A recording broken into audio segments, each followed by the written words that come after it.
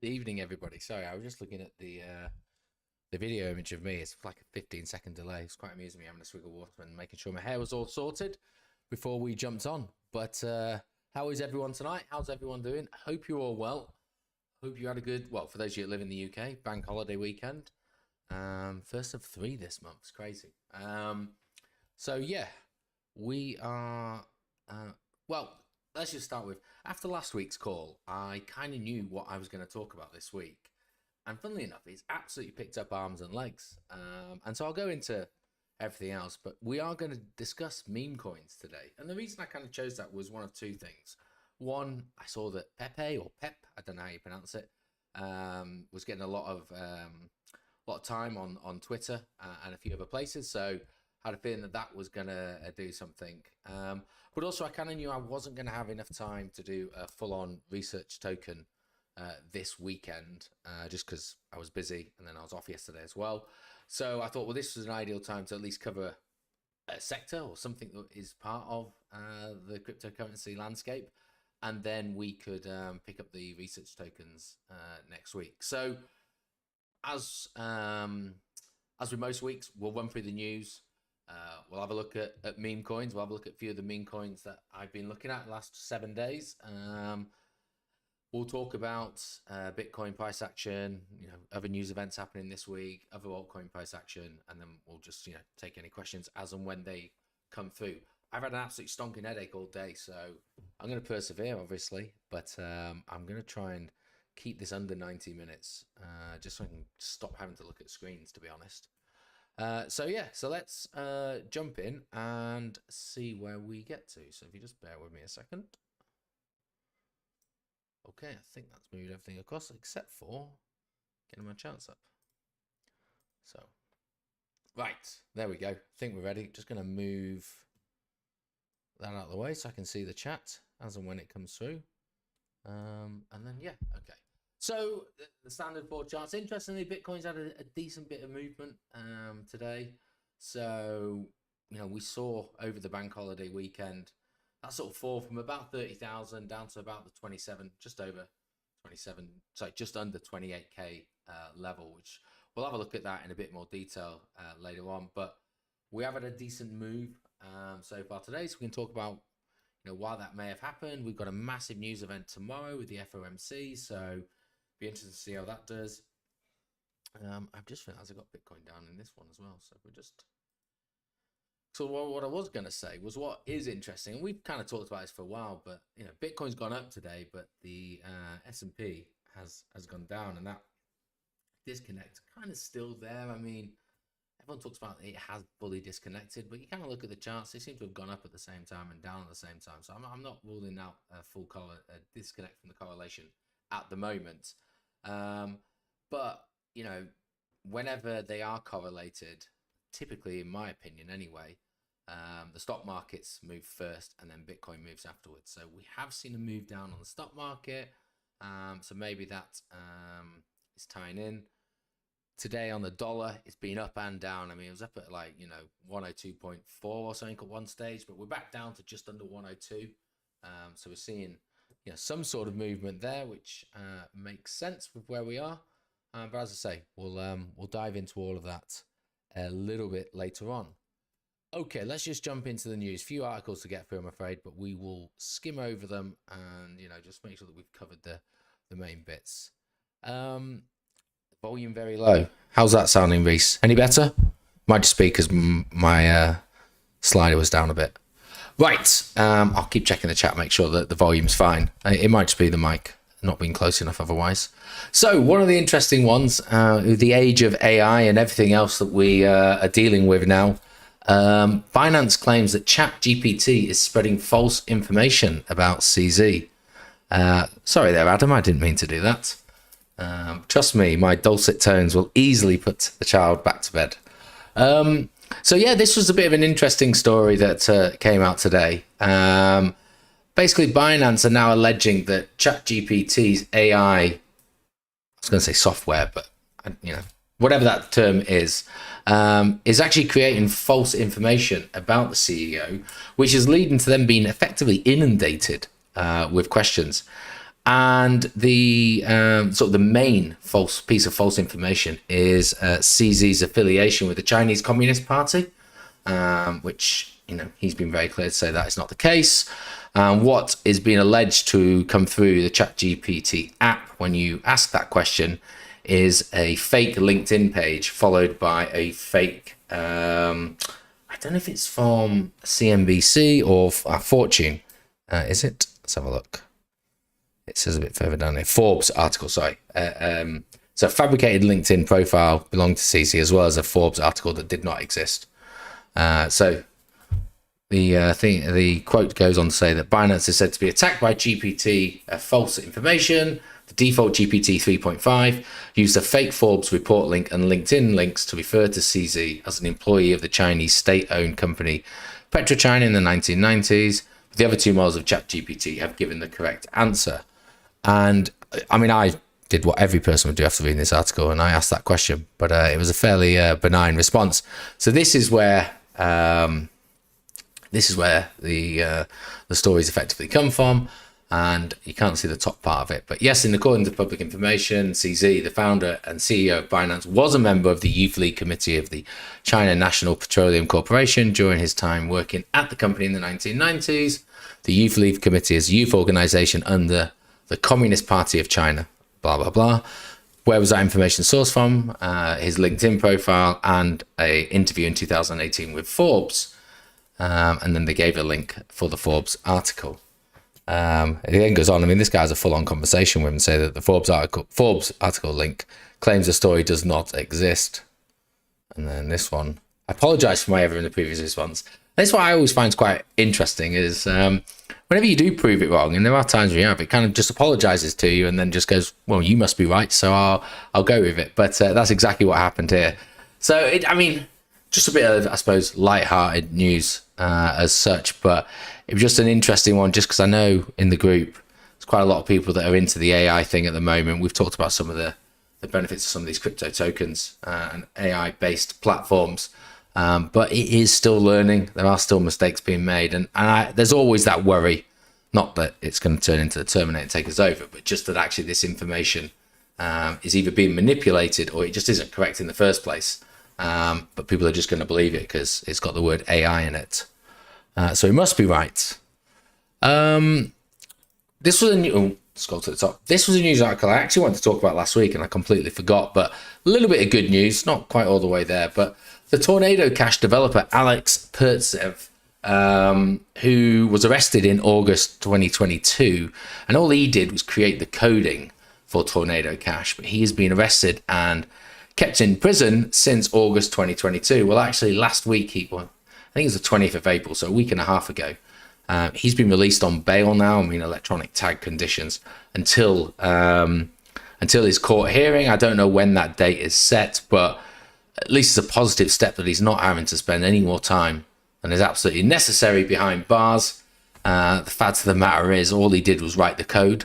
It's not like anything else he did there. And then, the questions have to be asked on, was it shut down for just, 100% illegal activities, or were the US just a bit concerned about the power it may wield? Well, we won't go down that route there, but I forgot to mention it last week. It was in my news folder, so I just thought I'd bring it up again today. For those of you that aren't particularly aware of the situation, it's definitely worth reading up about. I just think it's another one of these things where the US have overreacted, and we've seen that time and time again with what the SEC and other entities are doing over the last few months. They needed to point the finger at someone, so they thought, right, well, who wrote the code? We'll have a go at them. And like I say, he's not off the hook yet, unfortunately. He's just released back out on bail. So yeah, we'll wait and see where that one transpires to. But speaking of the SEC, so this one's, I always scratch my head a little bit about these kind of things. So the SEC up to no good again. So they had, they were suing a Seattle-based company called CoinMe Incorporated for $4 million in penalties for breach of the Securities Act. Effectively, they were accusing CoinMe, its subsidiary group, Up Global, and Neil Berquist, the CEO of both entities, of violating security laws for selling the digital asset Up token. This is, that, it wasn't like that's just come out today. The news is actually that these people have actually settled this case. They've agreed to pay 3.5 million. Then, well, it's just under 4 million, because it's 3.5 million for which CoinMe is liable, and then a separate 250,000 penalty. And then the CEO has to pay 150,000. So all in all, just under 400 million. But what amazes me is this final statement in here, where it says they agreed to settle the charges without admitting or denying the SEC's accusations. Well, it's a bit like Prince Andrew, isn't it? Why would you pay all that money if it wasn't true? So, yeah, no smoke without fire there. But again, just another one where people are rolling over. I don't know if it's because, they've seen what the SEC has got and lined up, and they've just thought there's no point in fighting it and losing out on the legal fees as well.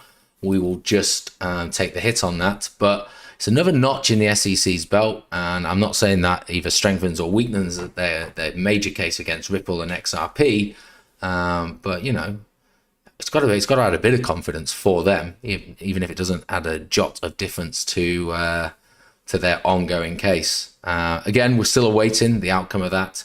There's all those rumors about we'd hear it finalized in April. Well, that's been and gone. So unfortunately, we're just going to have to wait and see. And I think we've speculated enough on the weeks gone by about what could happen there. But yeah. Right. What's on the next one? Biden. Good old Biden as well. Not American. I don't really follow American politics. But I just cannot like this person. I just think, that old saying, go woke, go broke. Well, it feels like he's more interested in looking good on social media, which he doesn't do very well either, I should add, rather than actually trying to run his country here. But we'll leave that bit there, because now he's decided he wants to, well, not him, but an office in which represents him wants all crypto miners to pay 30% climate change tax. It's that good old adage again, with bang the drum, because not only is Bitcoin bad because it's used by criminals, which was debunked last month or so when the crime agency came out and was like, next to nobody uses crypto. Everyone just uses traditional finance to undertake their illicit activities. But now we're thinking, right, well, it's bad for the environment, isn't it? Because of all the energy that it uses. So that's it. Crypto miners have to pay 30% climate change tax.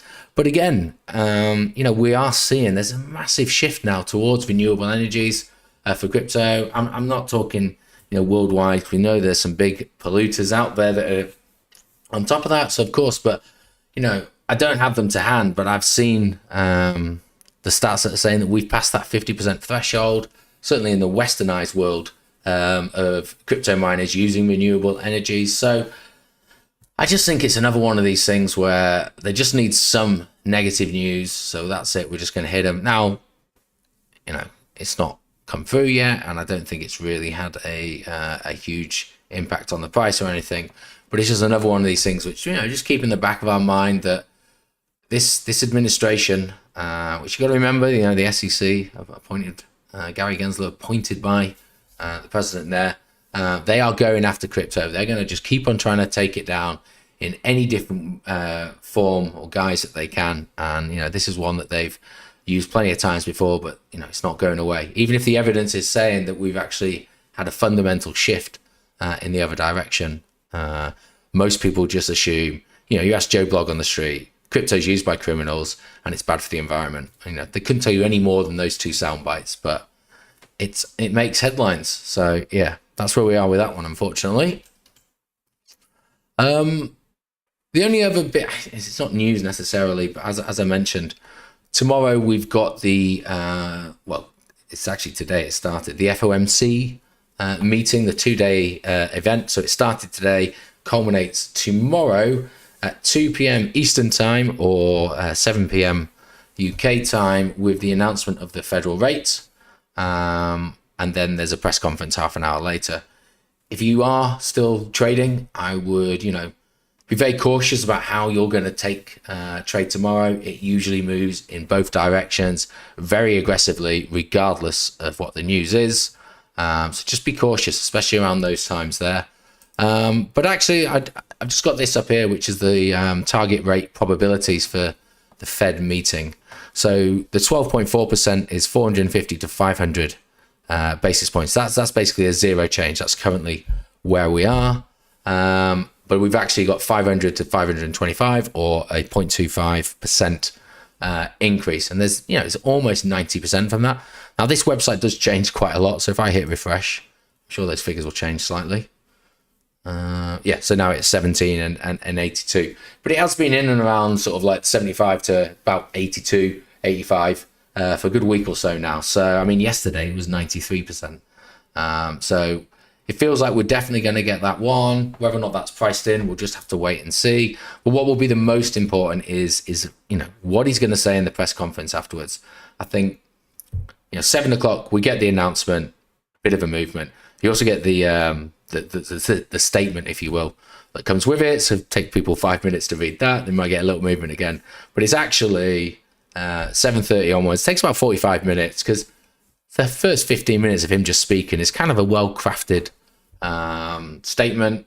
I mean, he there are times where he's been very hawkish in his statement, and I think probably for the last 9 months he has generally been hawkish within that. But it's the questions that he gets asked afterwards, which is probably the more interesting part and more pertinent to where we think the market's going. So typically if you are trading, or if I were to be trading, I don't really trade those days, and I certainly wouldn't trade until well after the conference had finished. We haven't really heard as much talk about pivots as we did on the last meeting. The last meeting was like 6-7 weeks ago, and everyone was talking about, this is it, we're going to pivot. But actually what Jerome Powell had said was they were expecting a couple more rate hikes. Well, this is one of them. We may have that other one, then we may start to see that pause, and then potentially that pivot. Although I think most people are still thinking that we'll just be higher for longer. So we may not keep on going up, but we won't turn around either. We'll just stay at a high rate until it's under control. CPI data has been coming down. We had JOLTS out today, which was below forecast, which again says there's not as many job openings. I think a lot of the employment data has kind of been leading towards the fact that it does seem to be coming under control. I mean, I can't remember where we got to in the height of August now. I think it was like 9% or something like that. We're down at around about 6 now. So we're going to see sort of obviously what happens tomorrow. It's always an interesting day. It's always a day just, people like myself just like to come out and talk about it on Twitter or whatever. But I try and at least keep an open mind with these things. All I'd say is, if it was me, I'm not trading it. So just be cautious if you are thinking about trading tomorrow. Mr. Tackers put, wonder if it will be double stop hunts again like FOMC meetings all this year. I have a feeling that's exactly what's going to happen. It's going to go up, it's going to go down, then it'll probably just meander around again. Loud now. Someone's saying I'm loud now. Dear. Okay. Just can't get the balance right, apparently.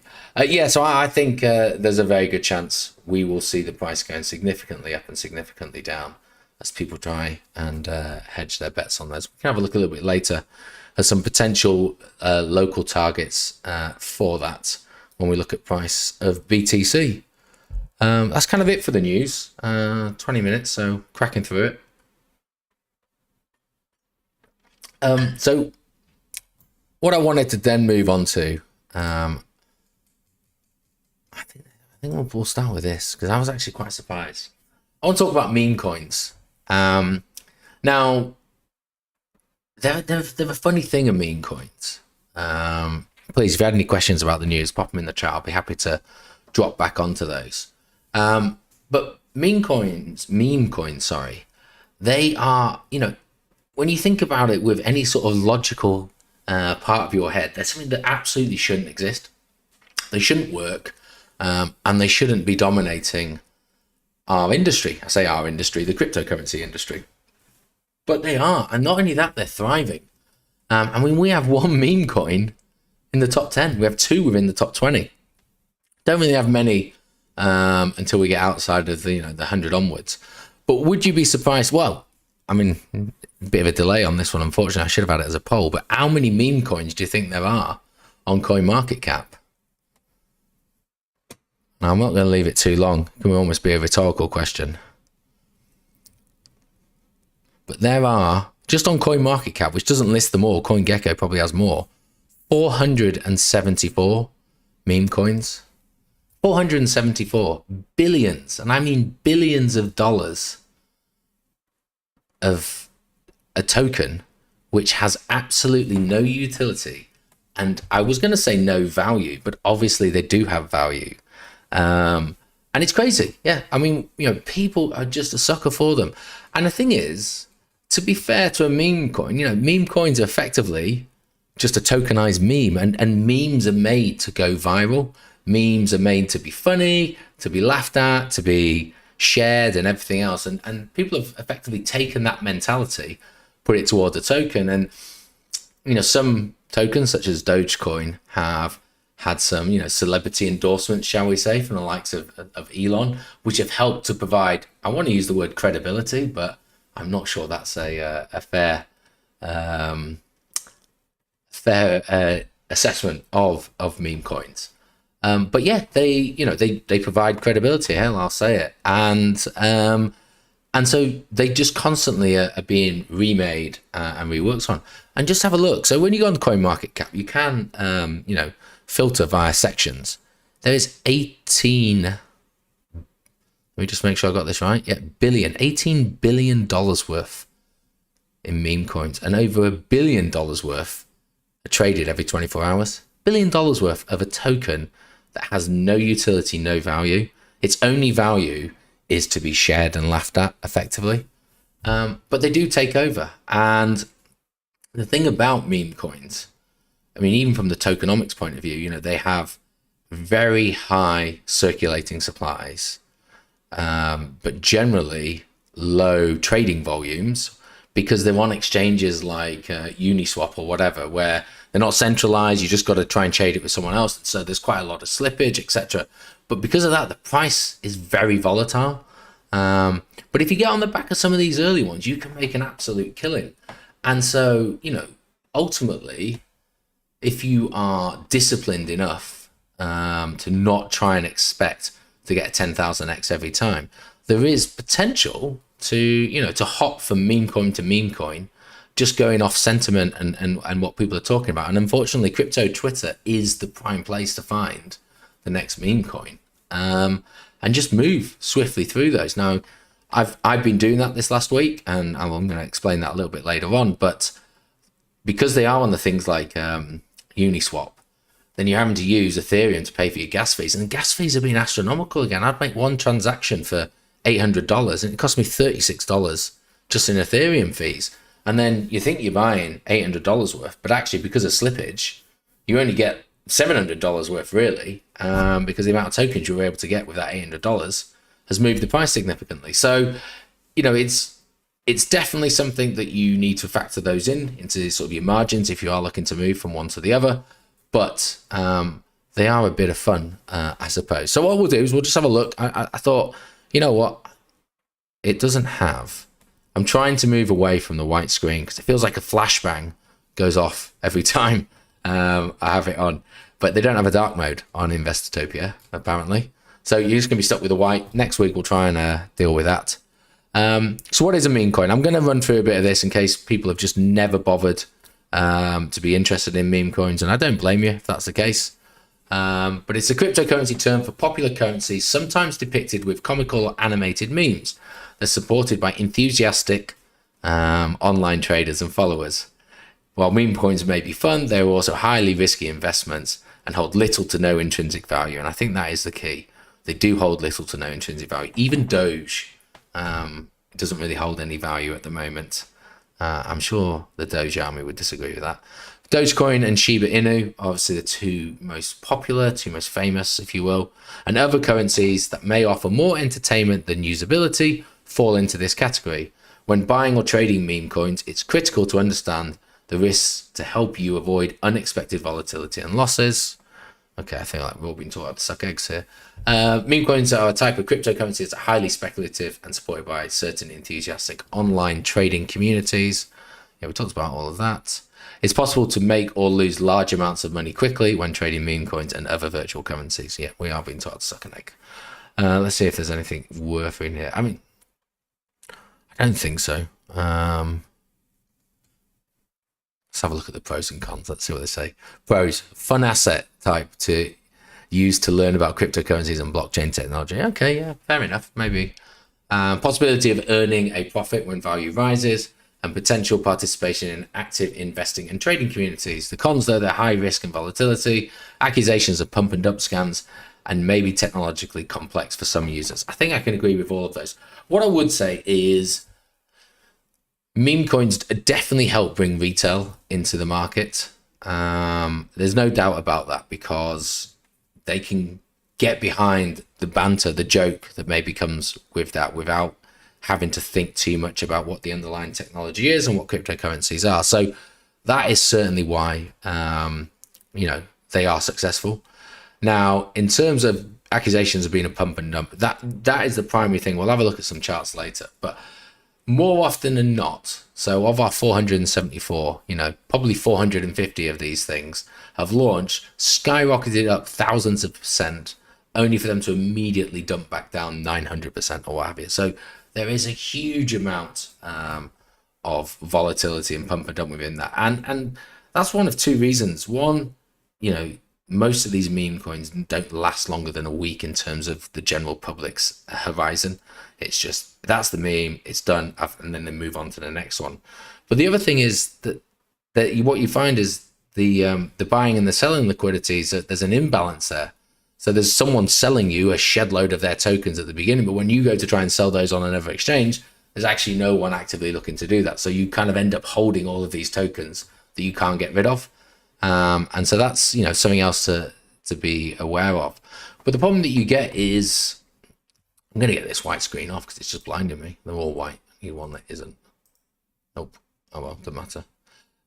The problem that you get is that, influencers or, traders that have traded it, that they start to just sort of tell the world the 1000x that they've just made or what have you. And it gets people excited, because at the end of the day, no one wants to get rich slow. And, when people see these coins moving up as fast as they have moved up, they think, right, well, I'll get on board with that. They get a life of their own. But then the people in the know that got in early enough move from one token to another.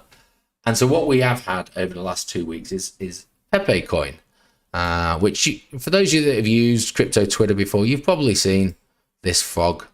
I was hoping to have a better picture of it, but I don't. See if I can zoom in. No, you're not going to see that very well. Zoom back out.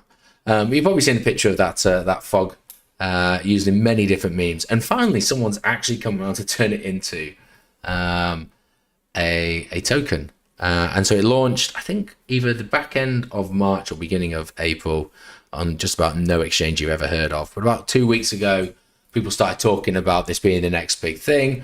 Obviously, I didn't believe it, because most of the time you see these meme coins launch, they just fall into oblivion. But it suddenly started picking up traction. Everyone started talking about it. And even myself, I must admit, I dusted off the old MetaMask wallet, moved a couple of $100 into there and decided to buy some, which we'll have a look at how that's got on a little bit later on. But it just started to, just move incredibly fast, incredibly quickly. And people started posting all of these gains that they had. Now, let's just put this into perspective. This is the clickbait headline that gets everybody in. Pepe coin price prediction as it blasts 250% in 7 days. Can it reach $1? Because you're thinking, oh, well, it's probably, 10, 30 cents, 10, 20, 30 cents, whatever. No, this thing, let me find the actual chart with it on. It's 0.00000. It's 5 noughts, 1/2 cent. So to get to $1 is nearly 100,000x from where it is here. But, we won't bother putting that small detail into that news headline, because that's not going to get people excited to go back in there. People are just going to be excited to do it, because you go on MetaMask and you go to buy this thing, and we'll have a look. Go on. So this is my MetaMask. It's just a standard wallet, my non-Trezor. And I have, let me just do 500 million of these things. Can you imagine, it's 500 million. Well, that's it. If it gets to $1, I'll be retiring. So you get excited because you have a shed load of these. But in actual fact, the the chance of it getting there is few and far between. And we can even have have a look in a bit to see what the market cap would have to be, because the market cap's already nearly at 500 billion and it's only at that price.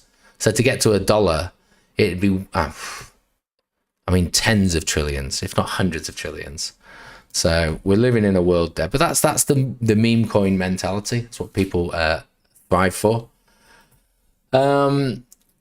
So I don't think there's anything too much in that article there. I think it was a clickbait I want to talk about. But this is quite interesting. So the Pepe prints millionaires in March into the top 100 assets.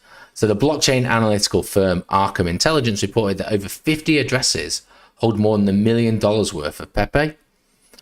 And this is where, it is amazing that people have the balls to do this, I suppose. But if we just have a look down here, where it says Pepe prints millionaires, on-chain analysts Look On-Chain reported 3 addresses that made more than $1 million from trading Pepe. Look On-Chain said the first address bought 5.4 trillion Pepe tokens with just 1 ETH. So for $2,000, they spent $2,000 and they've now got $1 million. It's mental. These addresses sold 3.4 trillion for 929 Ethereum on the 30th of April, netting a profit of 1.77 million. That is well played to you. And it seems like such a logical thing to do. Oh yeah, $2,000's hardly anything, but unbelievable to think that have that much conviction in it. We're talking about March here as well. It wasn't even listed anywhere. Meanwhile, the exact address still holds 2 trillion, which is now valued at 2.37 million. There's other traders here that bought 5.9 trillion Pepe for only 0.125 Ethereum, and later sold 2 trillion for $1 million. So you obviously got in a little bit earlier and then addressed it. So there are addresses that can do it, but as it says, there are 50 addresses that hold over $1 million worth of Pepe. And this is now the risk, because either one, they're going to try and sell it and then they're just going to absolutely dump the market, or two, they can't sell it all in one go because they know if they do, the floor will just absolutely fall away and they won't be able to bank all the million of that. They'll, get a fraction of it because it'll just eat up the order books. So it wouldn't be surprising to see over weeks or months this just continue to sell off. But the greed in people will be like, well, this is what Doge was like when it started. And it is, to be fair, this is exactly how Doge started. And, Doge's been on for a very long time. 2013, 2014. But yeah, an incredibly long time. But it started off, just very, very, very low value. And it just kept on getting built and built and traded. You can have a look at the same for this. We'll have a look at some other tokens. Wojak's another one that's picked up quite a bit of news at the moment. But this is the next thing, is there's been a huge rush for crypto exchanges to start to list Pepe, because these exchanges, at the moment, they're all just done on DEXs, but these exchanges want to get in on the action, and especially if they can start derivatives trading it. So, OKX is the one here.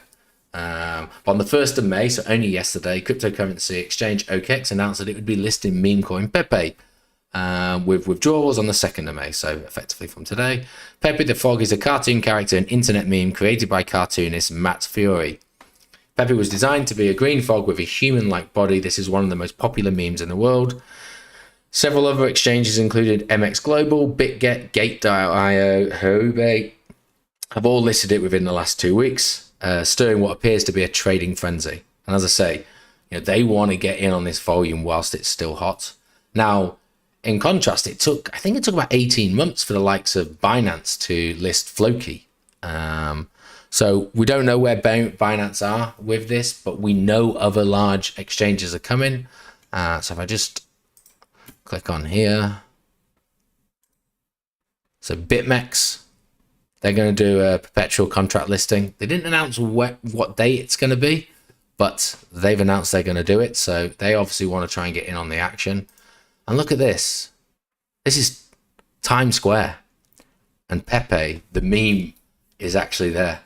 Argue that could be time to get out. But this is how quickly it can take over. It's 3 weeks old or 4 weeks old, and it's already featuring on the billboards in Times Square. So that mania of meme coins can definitely take over there.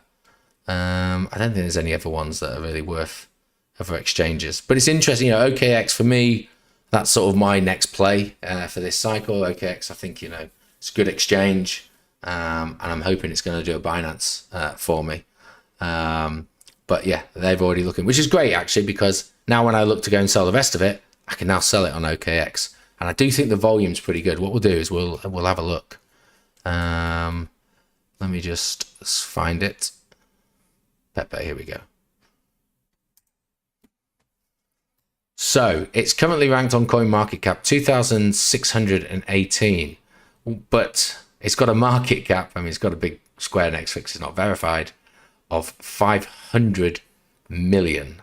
It's over $500 million. And look at that volume. 24-hour volume is $358 million worth, and that's still down 23% from what it was yesterday, which is just utterly crazy. I don't even know what number that is there, so let's have a look. There's a million, there's a billion, trillion, 420 trillion tokens in max supply. So yeah, pretty big. But in terms of volume on the market, so we've got 60 million on Uniswap version 2. We've got around about 74 million in version 3.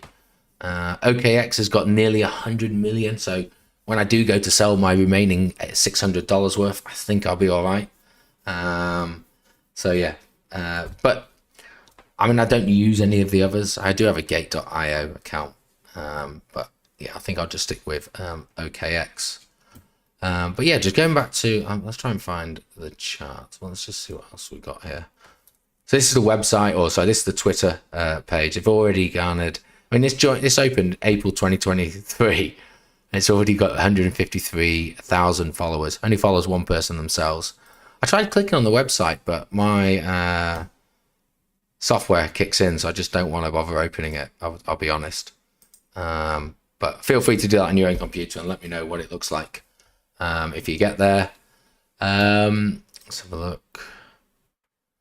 This was another guy that claimed they put 1 ETH into Pepe 2 weeks ago, and it's worth 532 Ethereum. I mean, he could have just photoshopped it, but there we go. So people, fortune favors the brave. I completely get how people can get wrapped up within that. If we actually have a look at, see, this is where the flashbang comes in. We have a look at this chart of this meme, and you can kind of see, this is, it's on the logarithmic. Let's take it off the logarithmic just so you can kind of get a sense for how much it's climbed up. So it had a fairly, I mean, I want to say flat beginnings, but it's actually not, because from peak to trough, it was, sort of a 4x, even just in this little range movement. But then, this last weekend just gone, it's moved, and that's it. It's only 4 days that's really seen this price move up. We've had, I mean, this originally today looked like it was going to be a double top, and I was thinking I might want to sell everything. But it's had a nice bounce off that. I think the markets have moved relatively well themselves, so perhaps that's helped it. We'll have to just see where it's going there. But it's got it's got a ceiling at the moment of, I'm going to say 14. It's not 14 cents, but I can't be bothered doing all the zeros before that one. So I bought on Saturday morning. When was Saturday? Was that Sunday? Here we go. It's probably around about 1 o'clock. So around about here. I bought $200 worth. That's it. $200, and it 4x'd. And so I took the $200 out, and so I'm left with $600, roughly where we're out. Now I took that $200 and I put it into other ones, because I thought, right, well, what's the next thing that's being spoken about? If this is what I'm going to talk about, what's the next things that have been talked about? And so we've got P Pizza and potentially Pleb. Some great names, obviously. But we'll have to see where those ones goes. But, what I would stress is there's, how can I put this? Because I don't want to say don't jump into this, because, hey, this might be the next stage. Obviously, just if you are going to go into it, I've already gone into this just now, and this is an absolute laugh. And I did it because, one, I knew I was going to talk about this week. But it's actually seemed to have taken a bit of a life on its own. But did you see, I only put $200 in. That was it. Because if it went horribly wrong, then fine. I still would have talked about it, and it would have gone from there. But it's gone well for me. I'm not getting 532 ETH out of this anytime soon. And that's because it's already had a huge uplift. You know, if you think about, where's the very bottom of this? And this, bearing in mind, this is just from the listing of gate.io. So that's the listing pump. Obviously, I wonder if Dex Screener has, I'll go on Dex Screener and we'll see if it's got an older chart for this. But even from here, I mean, it's a 4,500% increase to sort of where that, you know, the top of that double top is. If you want to all the way up, it's 5,000 and it's currently around about 4,000. So, you know, it's already had that huge move. Let's have a look at,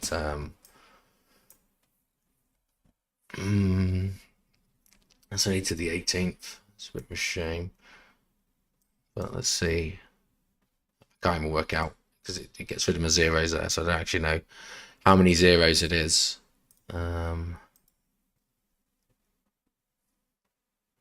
That's 4,500, so it's pretty much the same chart, same sort of time frame. Okay. But yeah, so I mean, with the meme coins, I mean, this might give some of you PTSD because this looks very similar to our Time Wonderland days with, you know, tracking every single buy and sell that went through. Certainly did when I fired it up again. But you just look at some of these figures back on here. I mean, Pep's only done 4% today. It's had a bit of a backward day. Elon. So this is it's actually called Dogelon Mars token. And earlier on today, it had a hell of a pump. And that's the thing is, you know, it appears that when meme coins take over, they seem to have sort of some, you know, huge positive effect on the whole of the meme market. But that, it was only 27% at its peak today, but 11% at the moment. Pizza, Pizza, I think it's Pepe Pizza, is nearly 100%. Poo is 400% today. Wojak's 210, and Pleb's only a tiny 80%. But they've got to move. But you've got to appreciate that this is not something that you can, in my opinion, can stay in for a particularly drawn out period of time, because it can change at a moment's notice. And who wants to stay up 24/7 just for that? So, you know, I've cut some profit. I'm going to take some profit out of Pizza after this call. I'm going to leave Pleb because I only just really got into that today. And we'll see where that one goes. And then, yeah, you know, we'll report and see how well I do from it. But chances are I'm just going to end up with billions of tokens that are worthless because I'll leave it too long, because I'll be getting on with my life, and you know, some of these whales will absolutely sell. So yeah, definitely something to be cautious of going there. But you know, the reason I mention it is I talked in my portfolio that I carry Doge solely for the Elon effect, and that is because it's a meme coin, and Elon promotes that very well. And you know, maybe there is an opportunity to with a very, very small amount of your portfolio. I mean, unless you're, you know, Billy Big Balls and you're absolutely happy to YOLO in with everything you've got, I would not recommend that. You could definitely make some life-changing money, that's for sure. But if any one of these does a Doge, then all you'd need is $200, and you'd end up with thousands easily. And so that's, you know, that's sort of where I feel comfortable with. It's something that I can have a chat about, I can talk about without having to research the token too much. I just accept the fact that it's funny. But as soon as I see or feel that that's, you know, at the moment on Twitter, the sentiment is still there, I feel. There's a lot of people calling for it to be shorted, which I get. But there's still that sentiment of driving it forward. But once that, I feel that it's moved on, then yeah, I'll just sell, and you know, I'll be absolutely happy with whatever I've got. And we'll, yeah, take it from there. So I've just missed a few. Let's have a look. Ritz Attacker's put, oh no, Jeff's gone. I've been trading on Mexi. Is that because you've been doing the Casper stuff? Is it any good, Mexi? Be interested to hear your thoughts on that. Ritz Attacker's put, seems like the market makes a really pushing it. If it's starting to get listed on larger exchanges, then it might be here to stay for a while. Yeah, a bit of an eye-opener in terms of sort of how things get listed on exchanges. I was always under the impression that these companies effectively just pay a fee, but you know, from a little bit of digging that I've done seems to suggest actually people who used to work for these big exchanges that, you know, you'd be surprised it's actually market makers that push the listing of these tokens on there, providing the tokens if necessary, so then they can then capitalize on the swings with those. So yeah, and I mean, OKX is not a small exchange. BitMEX is not a small derivatives exchange. So the fact that they're starting to get listed on there, maybe we will see them. I mean, I would be amazed if Binance doesn't list Pepe at some stage. You know, it's got Floki, it's got Shiba Inu, it's got Doge. It's probably got plenty of other ones that are in the top 400 or so.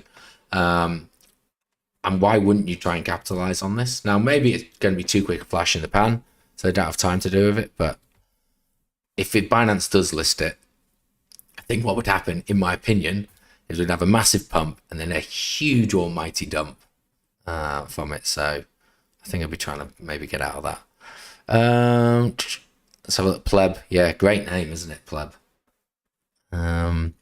Greg's put, it's worth having a meme coin play with a small portion of your pot. In the last bull run, I made about 75x on one within a few weeks. Another would have been up 150x, but I got scared and out of it. So that's always the risk, isn't it? Is, you know, you make your what you think is an acceptable amount, and you think, well, I'm just gonna pull it out after a 10x, and then it goes on to make 1000x, and you don't think about what you won, you only think about now what you could have won. So yeah, I think maybe you just have to always leave a little bit in there, but always, I mean, definitely take out whatever you initially invested when you feel comfortable to do it. I'm not even bothered because I got so many of the token. Yeah, I couldn't even work out how many I'd taken out. I think I'd taken out about 180 million. Still got 500 million, so that seems like a lot, and I'm sure I'll forget about the difference. Just put, yeah, as I had Mexi, I used, okay, you've actually been long and short in it. Oh, well, good on you. Faded the first pump, might long for 0.008 to 9. Where are we at? So let's have a, I mean, can we do some form of TA with this? We must be able to, you know? See what we got. I mean, I'm gonna start with a good old fib, but where do we take it from? I'm gonna do one from here, we'll start with. Take it up to this level. It wasn't the best starting point, but let's do wick to wick and just say, I want to see if these wicks hit something. Not really. Okay. So the other one would be this from here to here. Starting to see a bit better, but they do punch through this level, the 382, a little bit better, but there seems to be a decent amount of price action in and around here. So, you know, maybe that's somewhere to look at.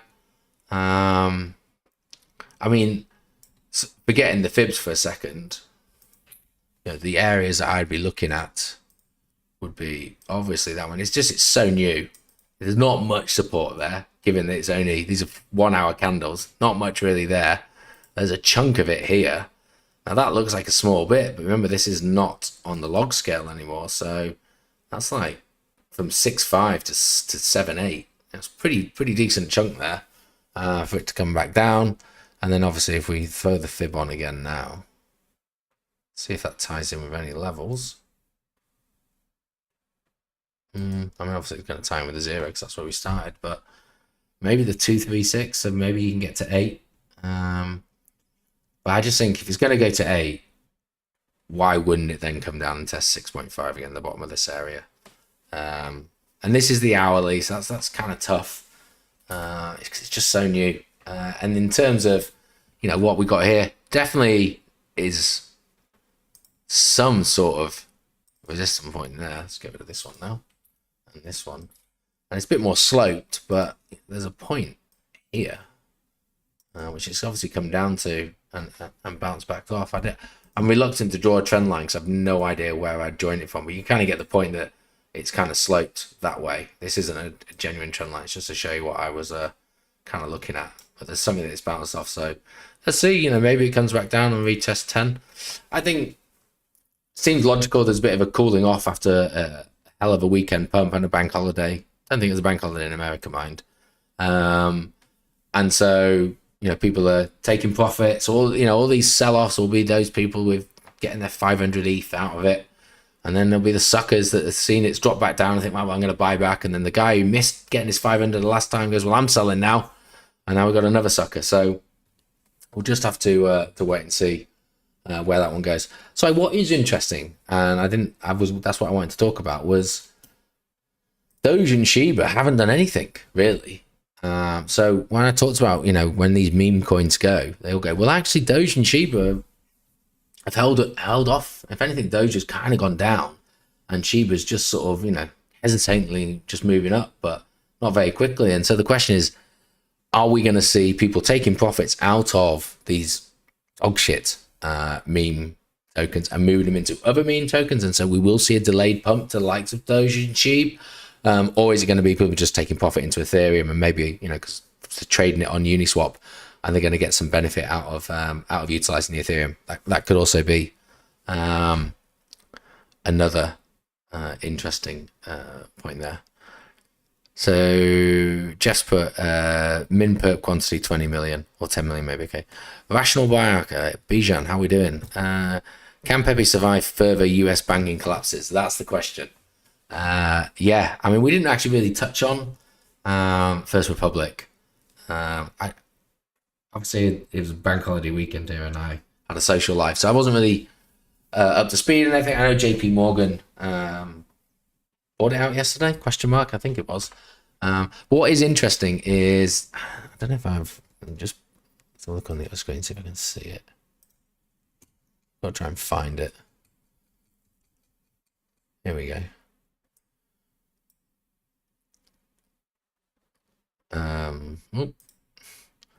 So if you look, like the biggest bank failures in US history, so Washington Mutual in 2008, First Republic, Silicon, and Signature, all of them in 2023, and they are number 2, 3, and 4.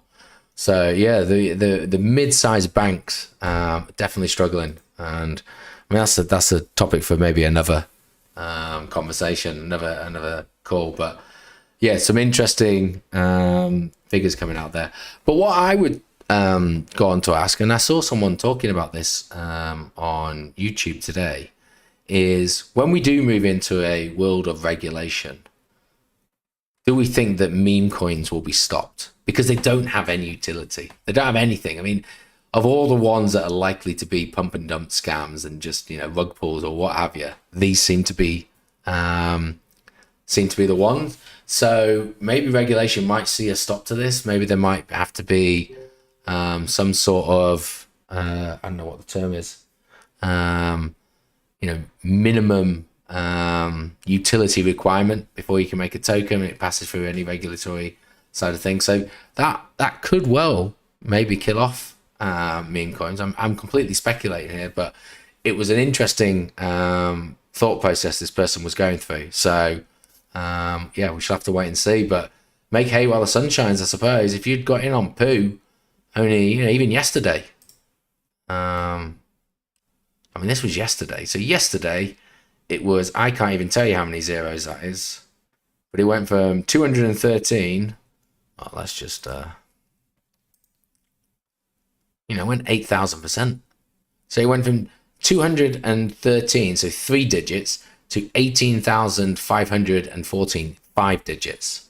So what an impressive mountain that one climbed. Good old 70x or whatever. And then today, it's obviously had that pullback, but still had a fairly decent bounce from it. So anyway, meme coins. I don't think they're leaving us anytime soon, but for those brave enough and for those that keep their ear to the grindstone, there is obviously opportunities to be had within them. I will let you know the moment I completely get out of all of these.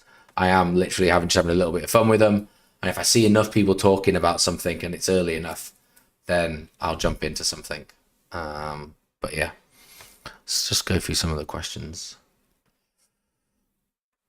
I wonder if the Pepe profits might move there. Is there a Pepe chart? I'm not sure. Into the cryptoverse. Oh, this is a PacWest Bank. Yeah, a lot of them dropped massively today. Sorry, it's on a different screen there, but there's 3 of them, I think. I can't remember them all, but Yeah. Does regulation stop anything? You can't stop altcoins being, because they've always centralized to some degree. Well, if it's regulated, then you will have to meet certain criteria, surely. They can come up with what that criteria is. And if it's, you don't have any utility, you can't make one. I mean, I'm completely speculating, but if it gets blocked on many of the larger exchanges, it can't stop them, but can certainly dump them into the gutter. Yeah. But most alts are centralized. All alts are centralized. And you tell me one that isn't. I mean, I'd go as far to say that I'm reading a little bit more on Casper. Back in May 2022, there was a massive issue with the tokens, and so that guy, I can't remember, it's only a week ago, I can't remember his name now, Jonathan Sopolinski, they did some just big upgrade to the coding to correct it all. So you can't tell me that isn't centralized if they can just go back into the coding and change something if there's a problem. So yeah, I'd say just about every altcoin is centralized. Good move on Pepe. Well, we'll see. I mean, I've taken my initial 200 out, so I suppose that's a good move, but there's still a chance that I don't walk away with anything outside of that. What makes them more manipulated than the memes?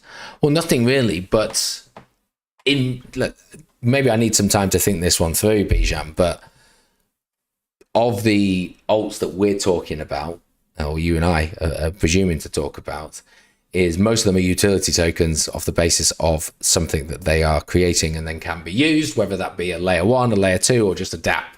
Whereas meme coins are they have no intrinsic value. They've got nothing behind them. I mean, you might as well call them an NFT, even though there's so many of them, because there's nothing there. So that's what I'm saying, is that's what is missing. That's what's lacking.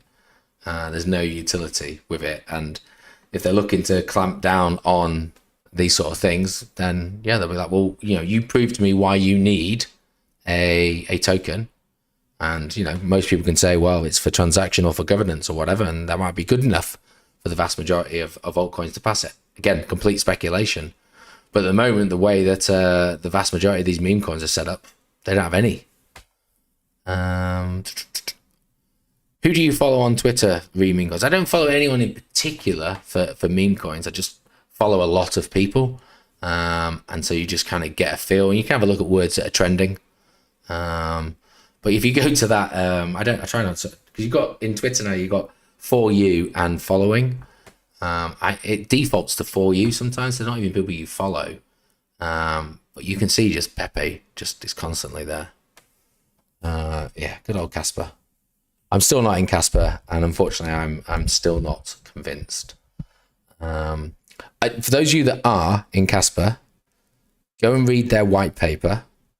You can do some homework. Go and read their white paper, their actual white paper, and then tell me what you think of it on Discord. So,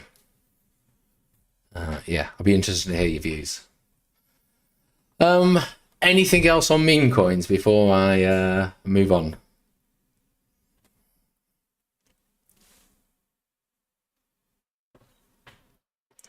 Okay. Right. Well, let's have a look at some price action. Well, we're just going back to here. Oops. There we go. Let's have a look. This is BTC. You're all familiar with how these charts look at the moment. So I'll move across. Oh, wait a second. I think Simon will be out of Casper by the end of the week, since we're breaking base support. I mean, it did actually break base support earlier on today, but to be fair to it, it pulled back. But yeah. No comment on that. I don't have any to worry about it. Gets below a cent, maybe I might buy a little bit, but that's where we are. So Bitcoin. So last week I talked about this move here. I mean, I won't draw it all, but effectively this was the M that I was looking at. This had happened last week, if you remember, and I was saying, with the breach of the 50 EMA and a strong move down, that was probably leg one. Then we had that period of consolidation, and I was like, okay, here we go. And then that happened. That kind of confused me, but I decided to just rule that movement out, if I'm honest. So what we've had is this consolidation sideways movement. Potentially, we're now getting in, but actually, we haven't done a drop 2 yet, because we haven't actually breached this level. So this could all just be the ranging. What is important is we haven't taken out that high, so that level there. So for me, this drop one is still valid. That's what I'm looking at, and you know, we just have to wait and see. We are battling the 50 EMA on the 4 hour at the moment, so it'll be interesting to see how that closes on the day. Now we've got, you know, vector candles either side of it, pretty sandwiched. Some form of recovery there. We'll have a look at the high block a little bit later on, but that's certainly what I'm looking at on the 4 hour. Let's get rid of all that now. Let's have a look on the daily. I mean, that's not what I wanted to do. You know, even last week we were talking about, you know, if you remember, I drew up those fib levels and I was like, why did it not get down to 20? I think it was 25.8. We talked about it was the 50 EMA that just kept it up, you know, every time it was hitting it. And that's exactly what happened yesterday. We smashed down into the 50 EMA and then we bounced back off it. So, you know, nothing's really changed in terms of where we are for last week. We just had a nice move up to 30K and then a nice dump back down to 28K, which, you know, got people excited in both directions. But actually in the last 7 days, nothing has really changed. Now, again, on the daily, we were kind of talking that we hadn't had that rise through that lift up to, you know, maybe 33, maybe even 36, 37 level. And this was just a period of consolidation. I still think that is the case. But I think the 4 hour still has to play out. And I think we've got, you know, a little bit more falling to come. I'm going to get rid of these now because I want to throw some fibs on and have a look at where we can have a look at some other levels. And we'll bring those back on afterwards. But let's just hide all of that. So, where to do it? Top to bottom, maybe.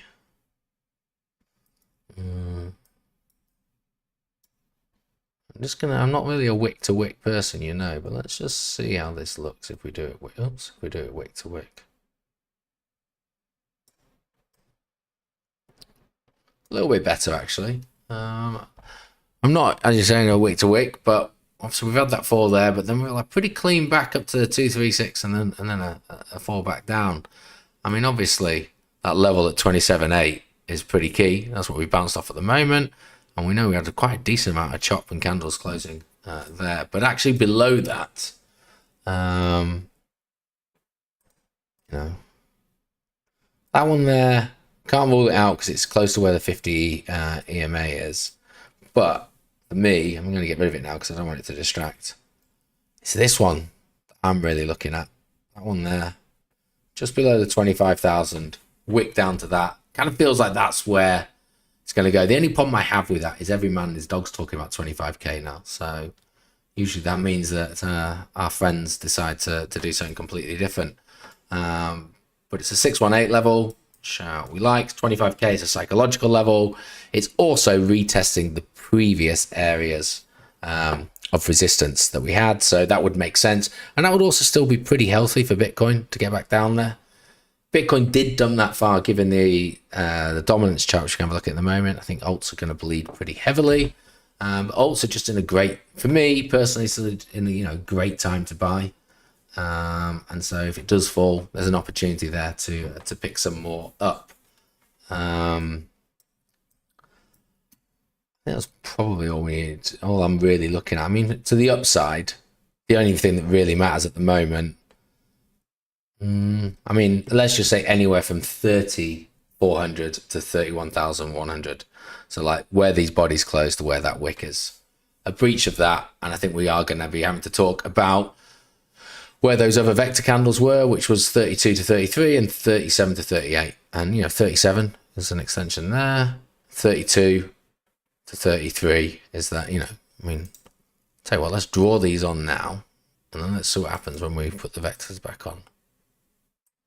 Oops. So now if we put the imbalance back on, you know, it's kind of where those levels are. I mean, granted, you might say, well, actually, it's more this one here. It's fair enough. But it was definitely overlapping there, back to the 50% zone. So those two, I think, work quite well to the upside. And the downside is quite a bit of movement down there. I mean, we can't rule anything out, you know, all the way down, even down to 20K, wouldn't invalidate the daily rise that I've been talking about. and that could take all of those out there. That's going to be a hell of a move down. But yeah, that's where that could go. I didn't load up onto high blocks. Bear with me a second.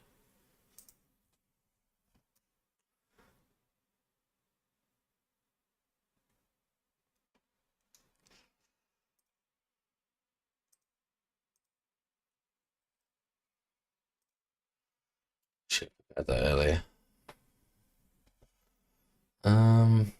It's on the 12-hour for where we potentially go. I mean, we were going to talk about this because of FOMC tomorrow.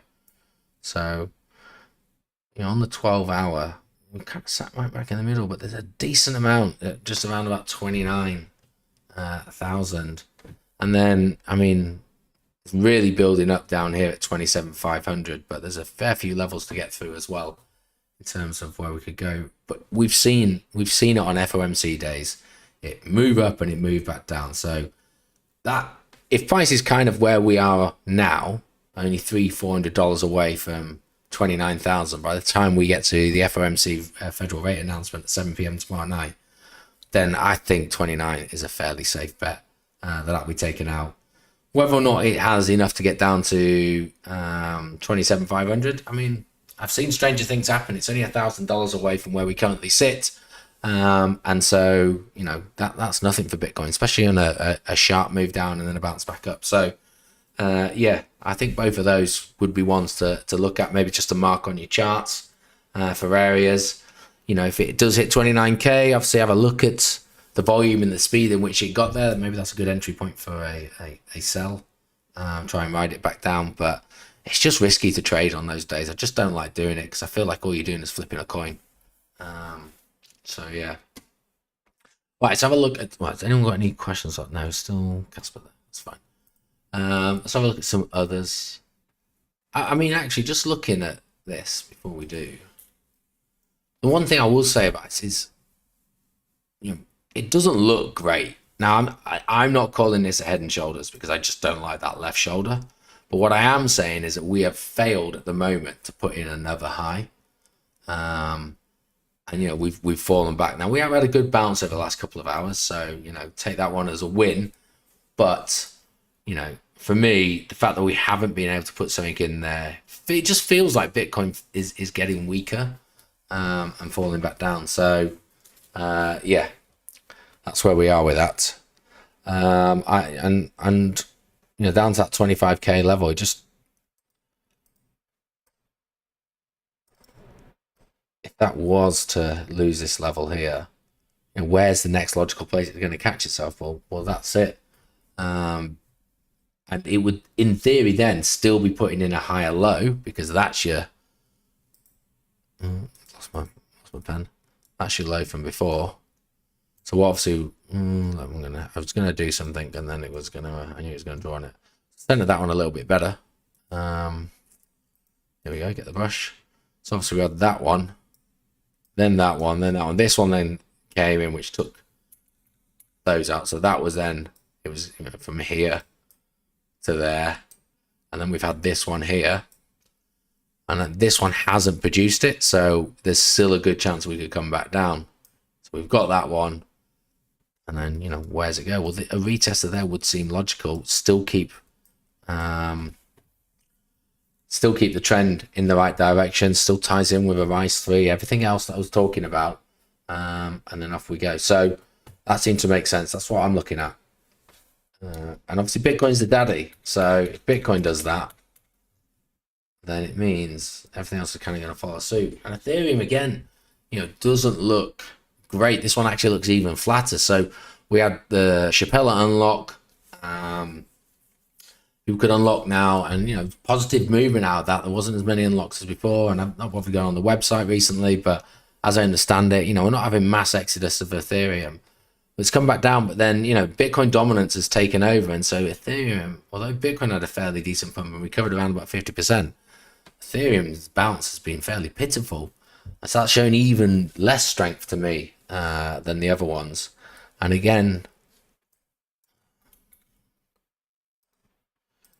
if it was just acting on its own, I'd be looking at that level, kind of there, which takes in, the pre-FTX high, and then quite a bit of noise around there. But my only worry is that from a percentage point of view, that's a lot closer than a BTC fall to 25k. So actually what we might find is BTC falls further than that, and then it just drags Ethereum down regardless of any price action and support levels. And so really maybe we're looking down to around about 1500 to sort of equate to around about a 25k. Do you think the de-dollarization with a load of countries picking the yuan over the dollar for payments is something that harms the US economy medium to long term, or just political gesturing? I don't think I am knowledgeable enough to know about it. Obviously, there's a lot of countries that have signed up to this, BRICS now, isn't there? And it's just whether or not that actually takes off, obviously. Or it's just a case of everyone just wanted to stick it to America at the moment. But then, they'll just come running back. I just don't know. Maybe I have to ask others on that one. Either way, I do think the US, they need to do something. Even if it's just fear-mongering by the other nations to try and get them to do it. There seems to be an appetite to try something else out. Whether or not the US now needs to start to sweet talk some people to come back over and renegotiate some things, and that's how they do it. But if they just keep on doing or not doing anything like they're currently doing, then yeah, it seems like it's almost making a decision for other people. Some people think the yen is the future. Others say it'll be reliant on the dollar for decades to come, regardless of the banking collapses, and other countries accepting new rent as payments. Well, the problem is, I suppose I certainly know very little about the Chinese economy. So how well is that being propped up and artificially inflated to look as strong as potentially it may be? And if that goes through its own issues, is that going to undermine everything? And loads of different things there. What was I going to say? The thing that kind of keeps me going. I mean, actually, Bijan, I tell you what, since your keys are going, what do you think? You tell me in there, and while I ramble on about what I think. I lost my train of thought. Oh yeah, that was it. The thing that always sort of runs through my head is, if the dollar is to die, then some very, very powerful people are going to lose their influence on the world, and these people are in positions to influence the world as we speak. So part of me just thinks, well, why would they let that happen?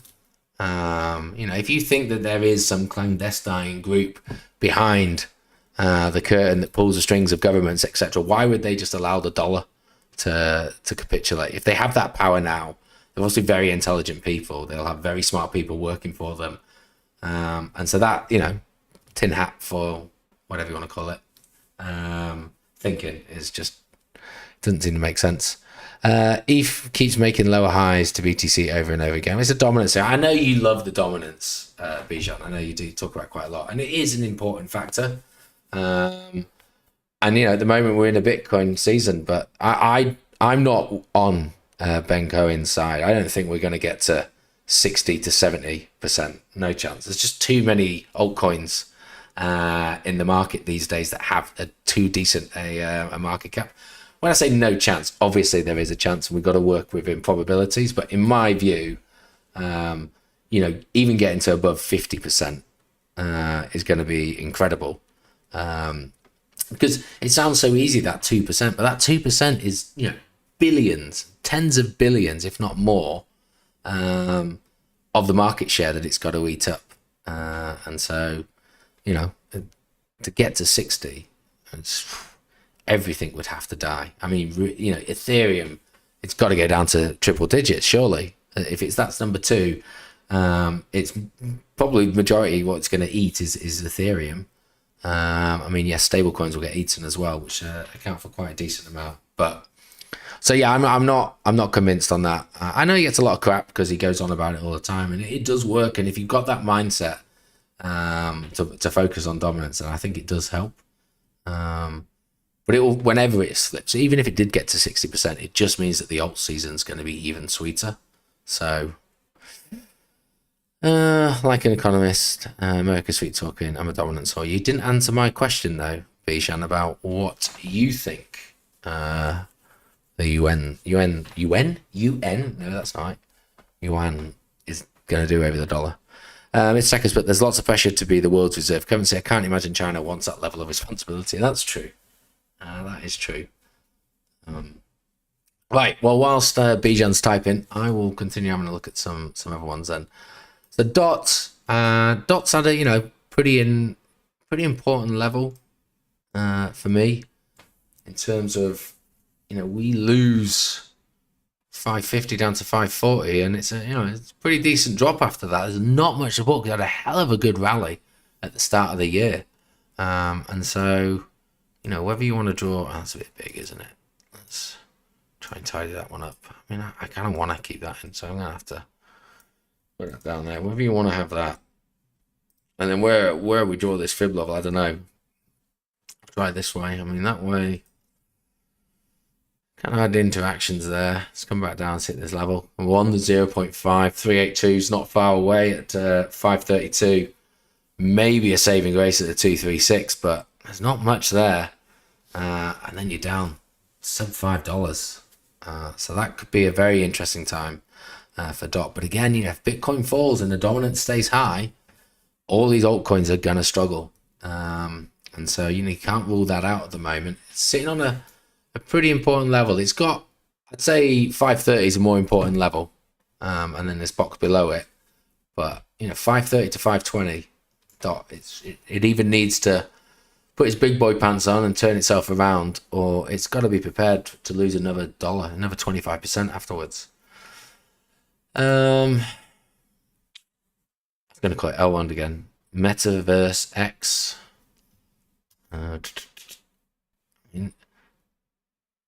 And this is, it's had that up and that down, but for the last 6 months, it's kind of at a level where it's been interacting quite heavily. So again, this is on a pretty, $40, pretty important level for it at the moment. It did lose it a few days ago, but it fought back. It kind of went down to this level down here. So, 38 seems to be two important levels there in terms of fibs. I will get rid of those dotted lines in a second, don't worry. Let's see. That fib isn't looking very nice. I'm going to have to go wick to wick and see if it tidies it up. Tidies up a little bit better. Kind of have one around about 14, just under 37, so maybe it is a wick to wick job, that one. I'll take that one with a pinch of salt just because I don't normally do wick to wicks. But yeah, so $40 still an important level for it. And then it breaks 36.50 and closes. We could be in trouble again. For me, I know not many are into Glimmer at the moment, but I am. And this has got still 22% of its emissions still to be released before the end of the year. So we know there's a lot of selling pressure still to come. But we've also, we're fighting that level here.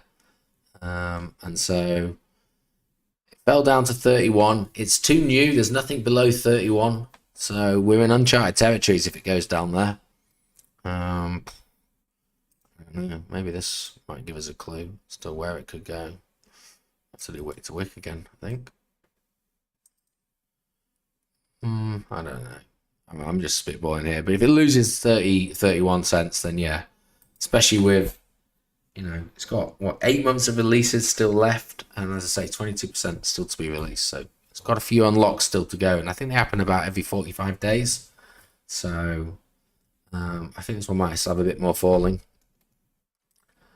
Link is, I don't know why I never save this, but Link's range, for any of you that do grid bots, it's a huge swing between the levels, so maybe not, it doesn't work, but so we have from 550 down to 750,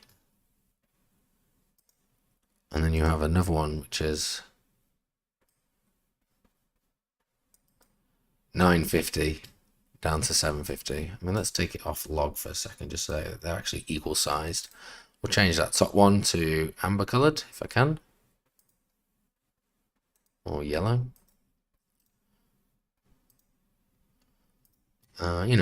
It has been at this level.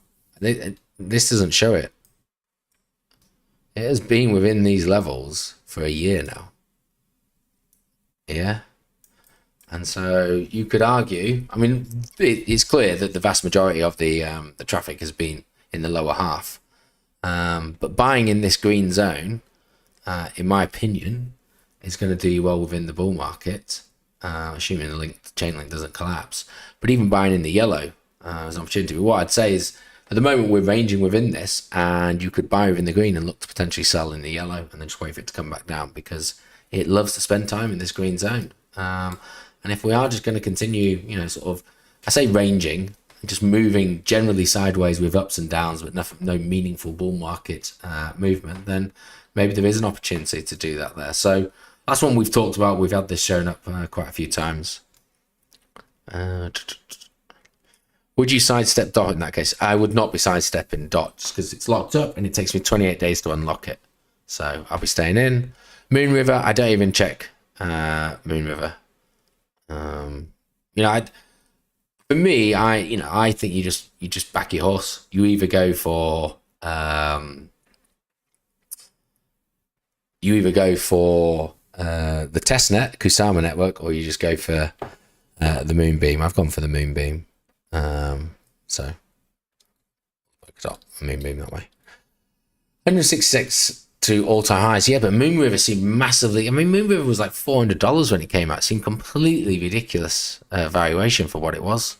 So I'm not buying that one. I think that one might struggle to get back to its all-time high. And if I'm wrong, well done to anyone that plays it. I mean it. Matic. So we're finally under $1 with Matic. And again, it's a fairly important level that we're kind of sitting on now. In terms of... Oh, now I'm yellow. I'm going to have to change this one back. I'm going to change all my colours for next stream, I promise.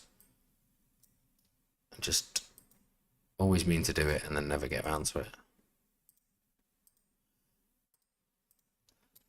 That feels like that's a pretty important level for it.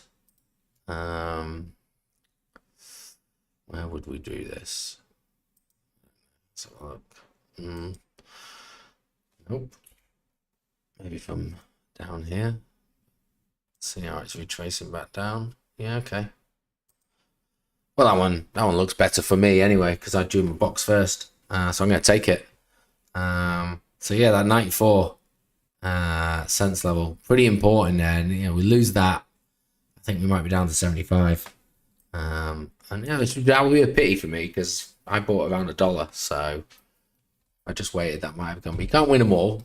Still got more of it to buy. So we'll have a look at. Near. Again, I mean, you should be able to tell me where these ones are going by now, but this one feels like this one's sitting on a really important level as well. We've had it interacting here off the pass, touching off there, bounced off there, and then back at the back end of last year. So again, 176, and we lose that. 178, we lose that. Maybe we're looking down. Maybe you can catch yourself here. Maybe there's a little level. I'll zoom in so we can see there's a little bit better there. But failing that, 126 seems to be the play after that. See what happens if I throw a fib on. Those lines are kind of close to where those boxes are, so I'll take them. So yeah, again, I think for me, this is a 15x from where we are to all-time highs. You get down to 125, you're talking closer to a 20x there. We've done near, we've covered it. I think it's a good token on that I'm in. Okay, B, I had a pretty decent pump recently. It's had a good run up this year. I mean, we didn't. BNB's not. Oh, there's BNB. BNB's look pretty choppy. It's had a lot of FUD thrown in it, so it's kind of moved up and down. Whereas OKB, it's just seems to have some strength now. Whether it's because it's sponsorships with things like Formula One, or whether it's because it's eaten into market share that's been lost by the likes of FTX, I don't know.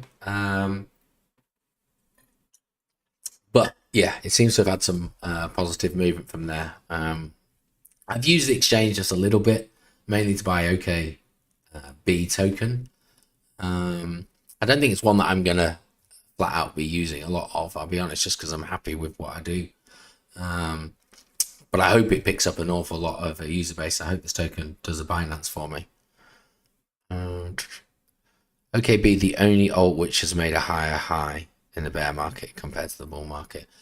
Yeah, I mean, you're right. I understand what you're saying. I'm sure there's probably others, but it has pretty decent double top there at the moment.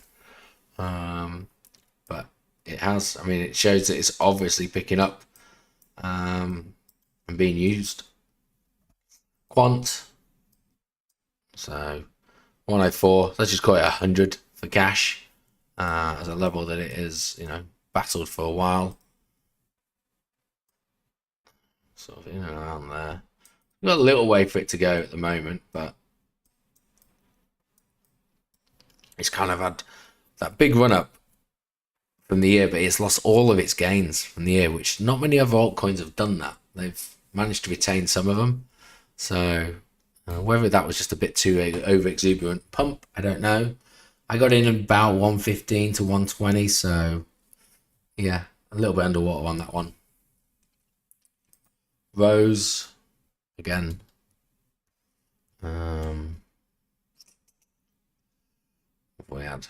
Do you see the difference in, like, okay, Rose has moved up and down, but start of the year had that big pump up, come back down, pump back up. Quant, big pump up, and just falling away. So yeah, that's where we are with that one. I'm just trying to pick a few others.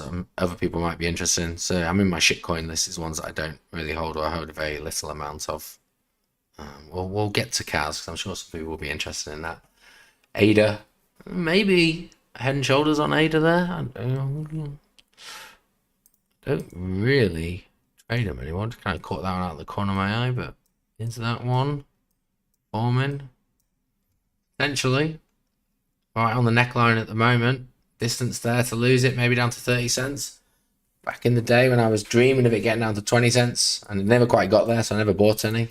So we're just, again, we'll wait off on that one. Oops. Binance is just messy to chart. I'm not really sure what I'd even want to look at here. Got some sort of, last month it's had some sort of slope and pick that up. I mean, is there? I don't know. I'm literally spitballing here and I can't find trend line. There's something there potentially. I thought there may be a channel that just it breached briefly before coming back up. Sort of this was the main channel it's been working in, but it just lost that bit. Maybe that was a bit of FUD. I don't know. I don't really follow it now. I use Exchange, but I don't have any other token. Bit, which is the Bybit token. So Bijan wants me to cover the tokenomics of that next time I do one, which I will happily do. I did see a message, but I'd only had an hour or two to prep for it, so I didn't bother doing it this week. So we'll save that and we'll go over it. It's just on my list because it's potential I'm looking at. So gas, listening. So gas, I'm actually close to pulling the pin on gas and just getting out. Just want to see how we react in and around here.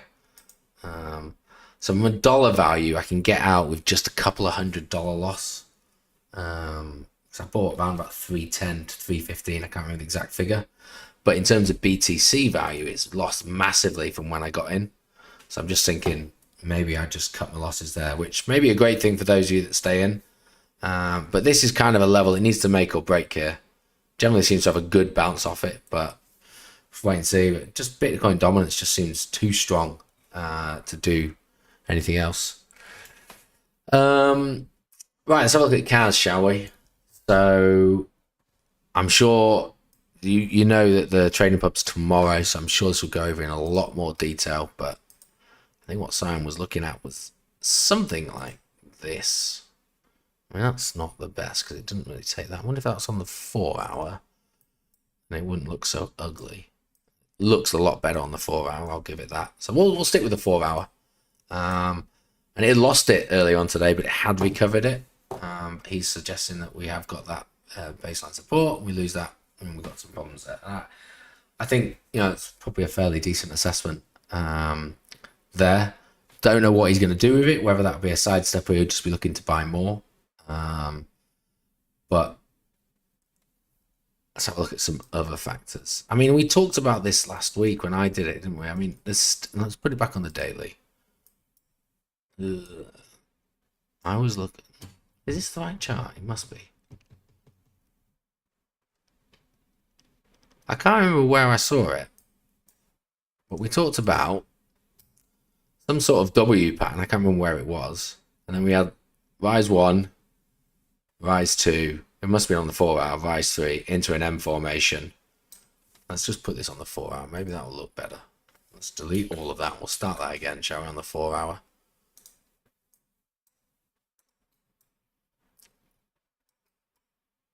It's a little bit bigger. I don't know where I saw that W. I don't know. But so let's just pretend I knew where the W was. I definitely drew one last week. But we had this potentially rise 1, and we have a pullback. Oh, tell you what we'll do. No, what we do. Apologies here. Let's shove all this on so we can have the 50 EMAs because it made sense when we had all that. It definitely did. Aha. This must be a different chart. This looks different. Even as a daily, it looks different.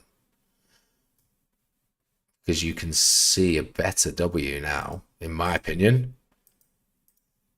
Sort of in off here, then rise 1 through the 50, comes back to consolidate on the 50, rise 2, pulls back to the 50, rise 3, into the M formation at the top, drop 1, consolidate, and now potentially drop 2. Now it's still technically ranging like Bitcoin was. That candle earlier yesterday, going all the way back down. Was it on the log chart? Yeah, this one's on the log chart. I think that's what it was, Reese. I think you're right. So we don't know where it is, but if that's the M or the double top, and then that's the drop 1, we potentially got other drops to take. If that's the case, and we lose this 50, I don't know where it's going to go. The Velvety Vector candle recoveries was starting to get. Is that 200 EMA? Why do I never remember what the color is? 200, yes. We're starting to get a 200 down here, which would tie in with where that drop is. Maybe that's where it ends up, and then you're back down to a cent. So, yeah, we shall see. I mean, I think, Simon and I will agree to disagree, and we spoke afterwards, and there's no hard feelings in our difference of opinion. I do struggle to understand why this is a top 100 token with, such a large market cap at the moment. So, potentially it has just been inflated through people just sort of talking about it, and then we're going to find its true value on a pullback there. But for me, that kind of still feels like we're heading down. The only saving grace, and I will say it is a good saving grace, is just like Bitcoin, it's retested the 50 EMA, and the 50 EMA is holding it as support. So we can't rule that out. So yeah. So as Simon said though, testing baseline support, which coincides with the 50 EMA on the daily. You lose that, and I think we're gonna see below 2 cents. It'll end up getting that far. How quickly it gets there and how many drops it takes to get there, I don't know. But that's my opinion on it. Anything else worth talking about? Not really. Dominance. We haven't talked about it. That's right. Let me go on the other chart. If anyone's got anything want me to talk about, just let me know. Oh, why do I do that all the time? So let's put dominance on the weekly. It's easier to see these levels. So this is the level we've marked up before, which is that sort of like 48 to 49 level. You can take up that wick there. And then getting into sort of Bijan and Ben Cohen's viewpoint, I do think, we could see this 52. Certainly if we finally break this 49 level, where else it's going to go but to 52. And that 3% will utterly gut the alt market, in my opinion, just because the alt markets haven't moved. And if Bitcoin's going to start eating it up, then yeah, they're going to suffer hard, unless it solely eats into the stable coins, which I don't believe it would. So yeah, so that's the route. I've lost my train of thought. Sorry. So we had this is the weekly candles now. Remember, so I'm going to zoom in a bit closer so we can see it all. We had that week where it burst straight back up and it pulled back immediately, but just consolidated, and it had a good solid week last week. And today, sorry, this week, still pretty early within the week. And it looks like we're going to certainly retest 49% again.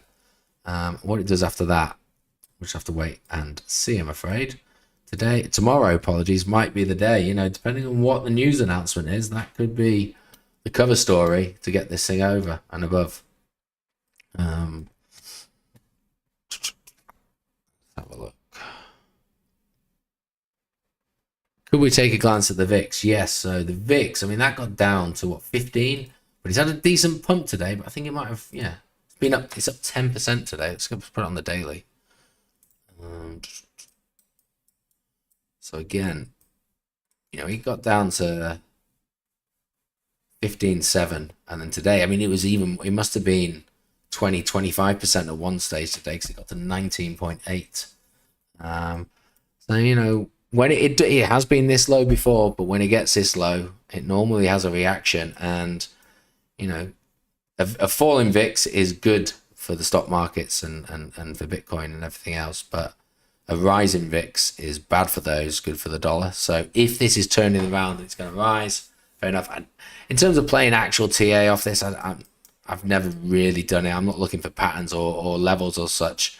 It just moves, it reacts, and but the general consensus is when we get to sub 20, it normally bounces. We've had a few little bounces when it's got down to sort of this level before, but it's been a couple of years since it's been as low as it got to. What was that? November 21, so all-time high territory, the last bull cycle. And we know how hard that fell off. I mean, it gapped up aggressively. That's how quick it moved last time we got down this low. So, yeah, just need to see where that is. But a decent move today, which probably coincides with the drop that we've seen on the Dixie. But again, Bitcoin has not done that yet. Either it's slow to move or it's disconnected, whichever way you want to look at it. Gold's had a strong move up, same with silver. Oil struggled hard, and then fund stocks. I mean, a lot of these did actually report good quarterly earnings, so some of them might just be down on the day, but generally I think they're all right. Isn't there a Writers Guild strike in America, which may be affecting Netflix, because I think they've all gone on strike, so you're not getting any new shows for a little bit. But yeah, I'm not really following everything that closely. Let me just have a quick read of these. I was on the logs. Yeah, we have a look at the VIX on that. VIX is really low, but move is ridiculously high. Oh, right, the move. Sorry, I thought you meant as in a move. Cows and Pepe going to get eaten for breakfast. Yeah. They could do. I mean, Pepe's, all of these meme coins, they're only as good as long as people are happy to be in the market. But, if that sentiment shifts, people are going to dump out of these very quickly. Pizza for breakfast. Back to the old student days, you'd order 2 pizzas on a night out and stick one in the fridge for the morning. So the VIX has broken a long time support and Cobode on the daily. But should we expect it to do so on the weekly too? And if so, what indicators will be useful in determining when? Back to the VIX we go. So we're on the daily at the moment. So, I mean, I would say if you were using the daily, we actually broke it a long time ago, because I would say the closest one was probably around about here. I want to draw it with a box actually, and the reason I say that is if you went lower, and you tried to say it was this level, it never bounced. It hadn't bounced there since 22, so 18 months ago. So, but then we go on the weekly. I will tidy this up so it looks a little bit better. I mean, at the weekly, these are the levels I'd be looking at. There's a lot of confluence, from 2021 through 2022. So, more looking there, which we almost hit, but not quite. And that is what? That's 14.78. So maybe that's what you'd be looking at. I mean, you might have to take it down to these wicks here, but, that extra 0.5 is quite a lot in terms of the charts for the VIX. just with how it moves. But yeah, that's probably what I'd be looking at. In terms of how to monitor it, I mean, I honestly, I don't know what you'd use. It's just reminded me I was going to talk about something else. In terms of sort of how that's going to react, I honestly don't know. But they'd be the two levels that I'd be looking at. And like I said, the daily one's kind of already broken. If you anything now, it's holding it as resistance. But I don't really like using this for TA in terms of, is that really going to be a resistance point? Because is this just a representation of how the markets look, and it's just done in charting form, and so it's actually the market's going to dictate where this moves, rather than this is its own entity which will actually control the market. So I kind of sit in the other camp, I'll be honest, and I kind of just more use this as potential foreshadowing. It doesn't give me a time frame, but history has said whenever we get down here, we bounce. And if you were to overlay the S&P, you'll know that when it's falling, the S&P is climbing, and when the VIX is climbing, the S&P is falling. So it's more just of this is the way that the future should read if we were to read the tea leaves. The fact that we are this low, at some stage when we turn around, the stock markets will do the opposite as well. Gotcha. Thanks for moves a ticker. Back to 2019. I mean, yeah, there's loads there. You can certainly. So what do you do now? You have to take this, and we haven't touched it in 4 years. So for me, this is the first one that I'd be looking at. Because at least we've had some interaction. I mean, you could draw a second one, absolutely. Have that one sort of around here. Maybe that's a second level for you to consider. But it's now at 12. I mean, I don't even know what's the lowest it ever got to. 9 in its history since 1990. So, I mean, you can say, like, it's actually probably fair to say that it spent more of its lifetime lower than its current level than it has upper. But these upper ones are pretty aggressive spikes, and in recent history, that's what it's driven the traffic to. Diagonal support. I mean, Reese, please draw what you are happy with. That's not me moaning that you're asking me to do it all. It's not something I do TA off. So I just use it as I suppose you've got, let me get rid of these now. Suppose you got that there, which again, kind of breached it, but it's bounced back today or this week because it's the weeklies.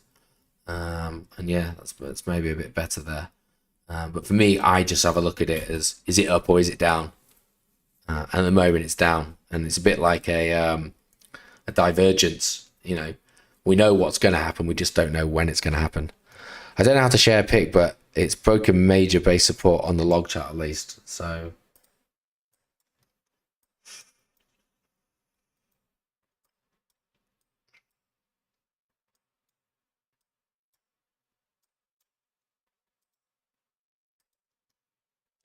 that's what you're seeing, or maybe that. It's probably what you're seeing then.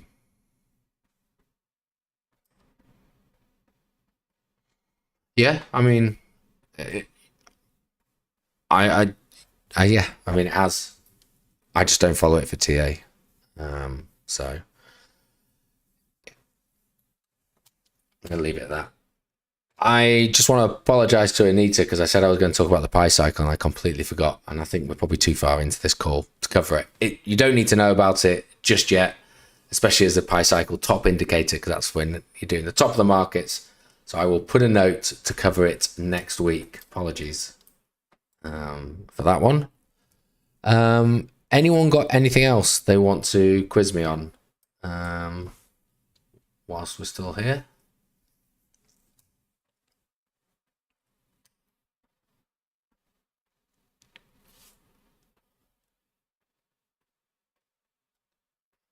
Okay, potentially not then. Well, again, thanks everyone for for tuning in on another Tuesday night. We still managed to drag it out for another around 45 minutes, which even without a research token is impressive to do. Yeah, I enjoyed it as always. Thanks for all the questions and keeping me on my toes with that. Next week we'll have a look at bit down, wasn't it? Bijan, you wanted. There was another one you said. I was OKB. I want to have a look at the tokenomics of both of those. No, bit USDT. Sorry. So yeah. So we will we'll check out those. I will try and keep you updated with where we're going in terms of Thursday's calls. Now being moved to tomorrow afternoon. Usual link and passcode, everything else. So feel free to have a look at that. Again, it's FOMC day tomorrow. So if you are going to trade, just trade carefully. Bear that in mind. 7 p.m. is the announcement. Doesn't mean that markets aren't going to move before or afterwards. But yeah, just be cautious with that. If you're not by your computer, I'll certainly be just firing out the numbers on Discord as and when we know. And if I'm really swept up with it, I'll try and do some sound bites from what Jerome Powell is saying. Other than that, yeah, bit down. Okay, perfect. Other than that, thanks a lot, guys. Have a great evening, and I will speak to you all soon. Cheers now.